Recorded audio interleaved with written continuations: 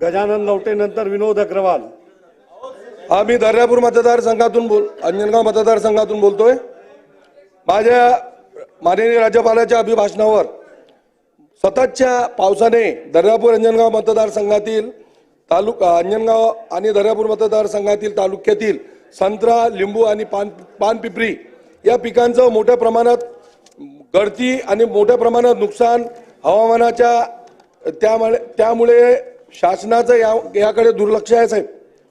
अध्यक्ष महोदय, या शेतकऱ्यांची नुकसान भरपाईची मागणी शासनाकडे केलेली आहे व ती मदत मिळाली पाहिजे। बागायतदार शेतकरी मोठ्या प्रमाणात यामध्ये संकटात सापडलेला आहे। बागायतदार शेतकरी केळी, लिंबू, संत्रा आणि कपाशी यावर त्यांचं खूप मोठ्या प्रमाणात नुकसान होते आहे।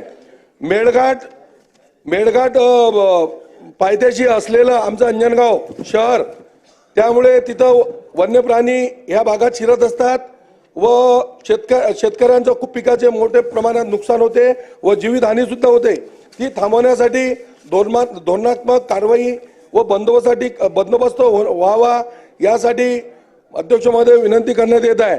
शेतकऱ्यांच्या पिकाचे नुकसान होणार नाही यासाठी उपाययोजना करण्यात यावी आणि दर्यापूर मतदारसंघातील अंजनगाव येथील अंबादेवी साखर कारखाना जो बंद आहे त्याकडे सरकारने लक्ष देण्याची कृपा करावी व सूतगिरणी जे बंद पडलेली आहे दर्यापूर मतदारसंघातली ती कशी सुरू होईल याकडे लक्ष देण्यात यावं अध्यक्ष महोदय।